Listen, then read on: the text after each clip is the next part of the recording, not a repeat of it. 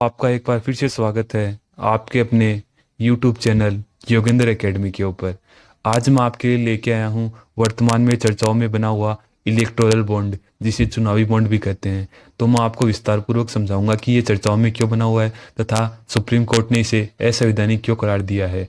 तो चलो स्टार्ट करते हैं अपना आज का सेशन। तो सबसे पहले अपना टॉपिक है चुनावी बॉन्ड। आखिर है क्या ये? तो ये 2017 के अंदर, जब नरेंद्र मोदी सरकार का पहला कार्यकाल था, उस समय तत्कालीन वित्त मंत्री अरुण जेटली ने इस स्कीम को लेकर आए थे और ये 29 जनवरी 2018 को नोटिफाई हुई थी। और ये मैं आपको बता दूं कि ये एक प्रकार का प्रोमिसरी बैंक नोट है, जिसे कोई भी भारतीय या कंपनी खरीद सकती है तथा ये ना केवल एसबीआई बैंक ही जारी करता है। ये आप एसबीआई बैंक की किसी भी ब्रांच में जाकर इसको खरीद सकते हो तथा अपनी मनपसंद पार्टी को डोनेट कर सकते हो। लेकिन ये नहीं है कि आप किसी भी पार्टी को डोनेट कर दो। इसके लिए एक योग्यता भी रखी गई है कि किसी पिछले चुनाव के अंदर कम से कम 1% वोट मिला हुआ हो।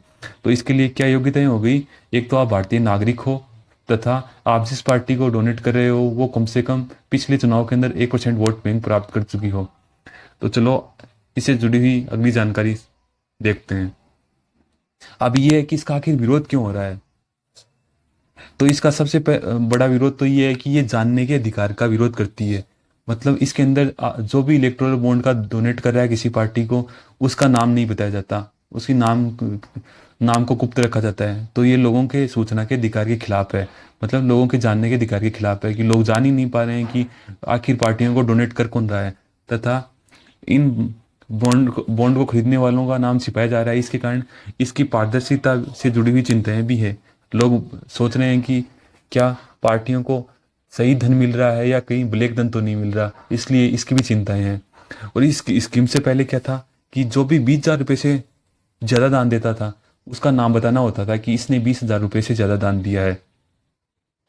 अब इस स्कीम के जरिए इनका नाम गुप्त रखा जाने लगा, इसलिए ये जानने के अधिकार के खिलाफ हो गई। और इस स्कीम इस स्कीम के खिलाफ बहुत से लोगों ने सुप्रीम कोर्ट में याचिकाएं भी दायर की है कि ये हमारी सूचना के अधिकार के खिलाफ है, इसलिए भी इसका विरोध हो रहा है।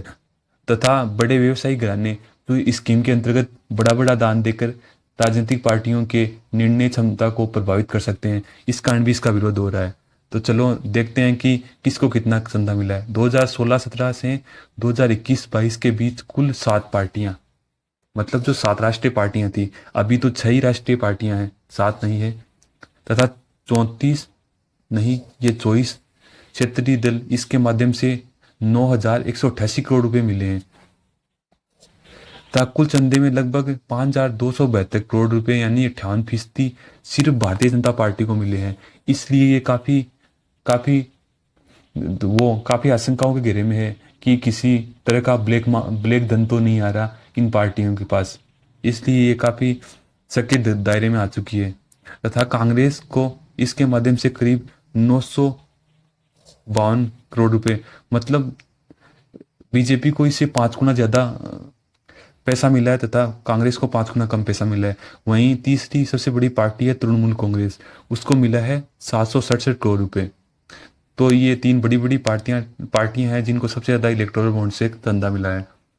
अपना अगला ये इसके डाटा है कुछ। बीजेपी को 4,957 करोड़ रुपए मिले हैं। ये एग्रीगेट डाटा नहीं है, ये न्यूज चैनल वालों ने सबने एनालिसिस करके निकाला है, तो इसमें कुछ ऊपर नीचे हो सकता है, लेकिन एग्रीगेट यही है। तो चलो आगे बढ़ते हैं। अब ये है कि सबसे ज्यादा चंदा देने वाले है कौन। तो जो सबसे ज्यादा चंदा दिया है 1,368 करोड़ रुपए, वो एक गेमिंग कंपनी है, future gaming and hotel services PRI।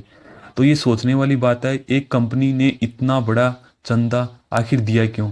इसलिए ये शक के घेरे में आ चुका है चुनावी बॉन्ड, और ये इसकी जांच भी होनी चाहिए, इसलिए सुप्रीम कोर्ट ने इसे रद्द करने की बात कही है। तथा दूसरी कंपनी है मेगा इंजीनियरिंग एंड इंफ्रास्ट्रक्चर, इसने 966 करोड़ रुपए का चंदा दिया है। ये ऐसी कंपनियां हैं जिन्हें कॉन्ट्रैक्ट मिला उसके बाद चंदा दिया, या चंदा देने के बाद कॉन्ट्रैक्ट मिला, इसलिए ये काफी शक के घेरे में आ चुकी हैं कि इनको ये जो धनराशि दी गई है इनके बदले कोई फायदा तो नहीं पहुंचाया गया। तथा तीसरी कंपनी है quick supply chain private limited, इसने भी 410 करोड़ का चंदा दिया है। चौथी कंपनी है वेदांता लिमिटेड, 400 करोड़ का चंदा। इस तरह ये कुछ कंपनियां हैं। लेकिन आप एक बात सोचने वाली है कि इसके अंदर अडानी तथा अंबानी का नाम मिसिंग है। उन्होंने इसके अंदर बड़ी अमाउंट के अंदर चंदा दिया ही नहीं है। तो क्या पता उनकी कोई और कंपनी भी हो सकती है, इसलिए ये जांच किए जाने का टॉपिक है। आप देखते हैं कि सरकार इसमें क्या दलील दे रही है कि ये स्कीम क्यों सही है। सरकार का दलील है कि ये फंडिंग काले धन को बचाती है तथा दानदाताओं की गोपनीयता की रक्षा करती है। और सरकार ये भी बोली है कि ये निजता का अधिकार एक मौलिक अधिकार है, इसलिए सरकार को इसकी रक्षा करनी चाहिए। मतलब जो दान दे रहे हैं उनकी निजता कि उनका नाम किसी को नहीं बताया जाए, ये एक मौलिक अधिकार है, इसलिए सरकार इसका उल्लंघन नहीं कर सकती और दानदाताओं का नाम नहीं बता सकती। तथा जब सरकार से पूछा गया कि ये सूचना के अधिकार का उल्लंघन करती है, तो उन्होंने तर्क दिया है कि सूचना का अधिकार तभी लागू होता है जब सरकार के पास जानकारी हो। अब सरकार के पास जानकारी नहीं है कि ये दान किसने दिया है, तो ये सूचना के अधिकार का उल्लंघन नहीं हुआ। ये जानकारी केवल एसबीआई को है। इसके अलावा अदालत आपराधिक जांच के मामले में सारी जानकारी मांग सकती है। मतलब यदि कोई आपराधिक मामला निकलता है तब अदालत जानकारी ले सकती है उसमें। अब जानते हैं कि सुप्रीम कोर्ट ने क्यों रद्द किया है इसको।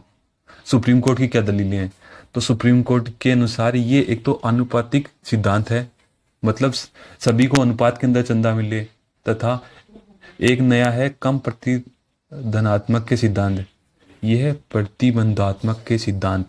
ये दो सिद्धांत है, एक तो आनुपातिकता तथा एक प्रतिबंधात्मकता। ये दोनों के अनुरूप नहीं है, इसलिए सुप्रीम कोर्ट ने इसे रद्द किया है। तथा दूसरा तर्क सुप्रीम कोर्ट ने यह दिया है कि ये दानदाताओं के लिए विवरण उपलब्ध नहीं है डोनेट करने वालों का, इसलिए ये सूचना के अधिकार की धारा 19A के विरुद्ध है। मतलब डोनेट करने वालों का विवरण सभी जनता मतदाताओं के लिए उपलब्ध नहीं है, इसलिए ये उनकी सूचना के अधिकार का उल्लंघन है। तथा तीसरा तर्क उन्होंने दिया है कि ये दानदाता की निजता के अधिकार को प्राथमिकता नहीं दी जानी चाहिए। मतलब ये नहीं बोल सकती सरकार कि डोनेट करने वालों की निजता का अधिकार की रक्षा कर रहे हैं हम। सबसे पहले सरकार की प्राथमिकता होनी चाहिए मतदाताओं को सूचना के अधिकार का के तहत ये सूचनाएं उपलब्ध करवाना। तथा अगला तर्क है कि संविधान सूचना का अधिकार 19A और निजता का अधिकार अनुच्छेद 21 के बीच पदानुक्रम स्थापित नहीं करता। मतलब दोनों के अंदर सामंजस्य नहीं है। प्रायोरिटी के अंदर सबसे पहले सूचना का अधिकार होना चाहिए, उसके बाद निजता का अधिकार। अगला अदालत का तर्क है कि अदालत के अनुसार दाता की जानकारी प्रत्यक्ष रूप से राजनीतिक दलों के पास उपलब्ध रहती है। और यही सबसे बड़ा तर्क है कि राजनेताओं को पता है कि कौन उनको चंदा दे रहा है, तथा वो उन राजनीतिक पार्टियों के निर्णय क्षमता के अंदर प्रभाव डाल सकते हैं। यही सबसे बड़ी वो है जो एक लोकतंत्रता के विरुद्ध है। मतलब यदि पार्टियां बड़ा बड़ा चंदा देकर राजनीतिक निर्णयों को बदलने लग गई, तब ये लोकतंत्र के लिए बड़ा आघात साबित हो सकता है। सूचना के अधिकार से समझौता किए बिना राजनीतिक मंडी में कालेधन को नियंत्रित करने के कुछ अन्य साधन भी है।